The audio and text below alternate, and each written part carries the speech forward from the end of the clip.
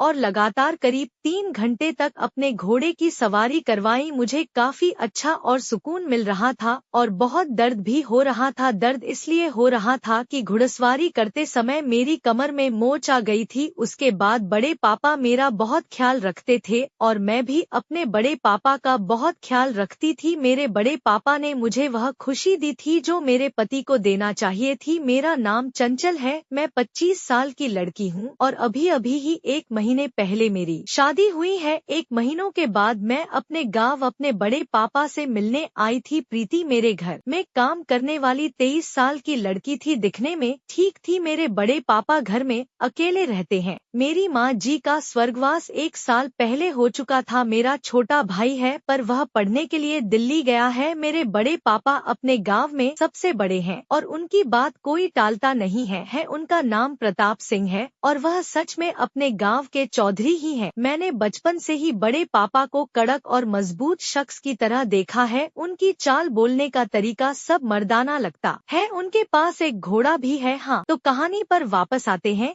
प्रीति को लेकर मैंने पापा को बाइक पर जाते हुए देखा, मुझे कुछ गलत लगा। वैसे मैंने कभी अपने बड़े पापा के बारे में मैं गलत नहीं सोचा कि वह गलत काम कर सकते हैं। हाँ, मैं जैसे जैसे जवान होती गई वैसे वैसे मुझे अपने बड़े पापा के कड़कपन, उनके गुस्से, उनकी मर्दाना बातों पर और मर्दाना ताकत की ओर खिंचाव होने लगा। पर कभी जिक्र नहीं किया। बड़े पापा से नजदीक होने की हिम्मत भी नहीं हुई। बड़े पापा जैसा ही मैं अपना पति चाहती थी पर वह मिला तो भी काफी मासूम और सीधा साधा। मेरा पति भी अच्छा है पर सख्त नहीं है। हाँ, तो बड़े पापा ने प्रीति को मोटरसाइकिल के पीछे बिठाया और जंगल के रास्ते की ओर चले गए। मैं भी उनके पीछे पीछे चल पड़ी। वह बाइक पर थे तो आसानी से पहुंच गए पर मैं चलते जा रही थी। मैं पीछा तो नहीं कर सकती थी पर मुझे रास्ता पता था। करीब 20 मिनट बाद मैं वहां पर पहुंची। मैंने उन्हें ढूंढना शुरू किया पर वह मिले नहीं। फिर थोड़ी देर बाद मुझे पहाड़ी से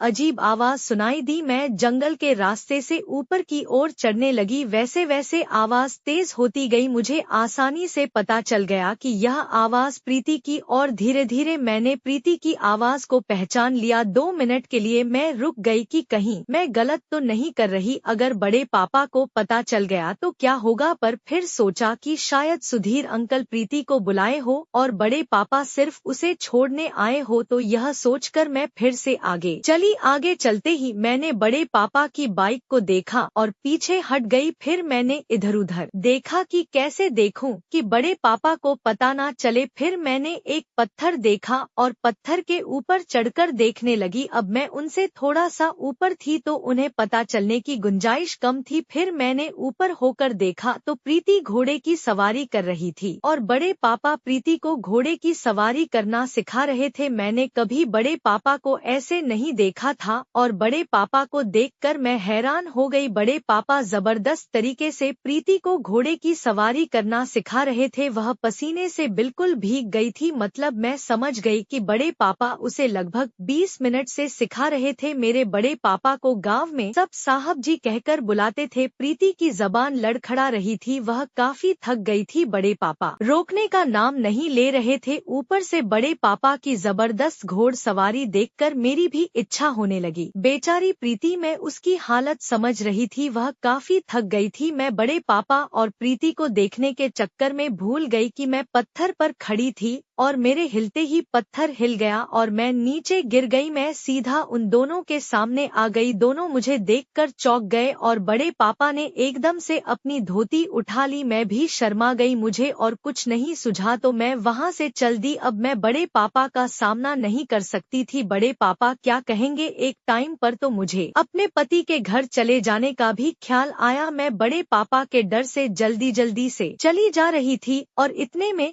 मैंने मोटरसाइकिल के आने की आवाज सुनी और मुड़कर देखा, बड़े पापा ही आ रहे थे। उन्होंने मेरी ओर देखा और मैंने शर्म से आंखें नीचे कर ली। मुझे शर्म और डर दोनों लग रहा था। डर के मारे अपनी साड़ी के पल्लू को उंगलियों से खेलने लगी। बड़े पापा मेरे पास आकर रुके और कहा, मैं तो एक ही मिनट में बैठ गई। बड़े पापा चलने लगे। रास्ते में मुझे समझ आया कि मैंने कौन सा गुनाह किया है, तो मैं डर रही हूँ। बड़े पापा को देखो, गलत काम उन्होंने किया। फिर फिर भी बिना किसी शर्म और डर के कैसे चौधरी की तरह कहा कि बैठो। अब मैं डर नहीं रही थी। मुझे पता नहीं बड़े पापा पर प्यार आ रहा था। उन्होंने जो किया वह गलत था, हमारी इज्जत के लिए, गांव की इज्जत के लिए, पर पता नहीं मैं बड़े पापा की ओर खींच रही थी। मैंने बिना डर के बड़े पापा के कंधे पर अपना हाथ रख दिया, जैसे बीवी अपने पति के कंधे पर हाथ रखती है। ऐसे बस अब मेरे मन में चल रहा था कि किसी तरह बड़े पापा के घोड़े की सवारी करनी है। मैं सोच सोच में घर भी पहुंच गई। हम घर पहुंचे तो वहां पर कुछ लोग बड़े पापा से मिलने आए थे। वह लोग कुछ नेता जैसे भी मालूम पड़ रहे थे। मैं बड़े पापा के सामने नहीं आना चाहती थी, तो मैं मोटरसाइकिल से उतरकर सीधी घर में चली गई और बड़े पापा सबसे गांव के बारे में बात करने लगे। उनको बातों में शाम हो गई और मैंने खाना फटाफट बना दिया और बड़े पापा को कैसे मनाऊं वह सोचने लगी। मेहमान शायद कुछ खास थे तो वह सभी बड़े पापा के साथ खाना खा कर ही गए और अब रात भी हो गई थी। सब चले गए और मैं खाना खा रही थी कि इतने में लाइट चली गई। मैं एकदम से डर गई और मैंने बड़े पापा को आवाज दी, बड़े पापा। उन्होंने कहा, हाँ क्या हुआ, लाइट ही गई है, डरो मत, अभी लालटेन लेकर आता हूँ। और बड़े पापा मेरे पास लालटेन लेकर आए और मेरे पास रखकर चले गए। मैंने खाना निपटाया और बर्तन धोकर वापस आई तो बड़े पापा अपने रूम में बिस्तर लगा रहे थे। मैं समझ गई कि बड़े पापा जल्दी सोकर मुझसे दूर रहना चाहते हैं, पर अब मैंने शर्म तोड़कर कहा, बड़े पापा इतनी जल्दी सोना है? हाँ बेटा, लाइट है नहीं तो क्या करेंगे, तू भी सो जा। और वह अपना कुर्ता उतारने लगे। मैं उनको देखते ही मानो खो गई और मुझे ऐसे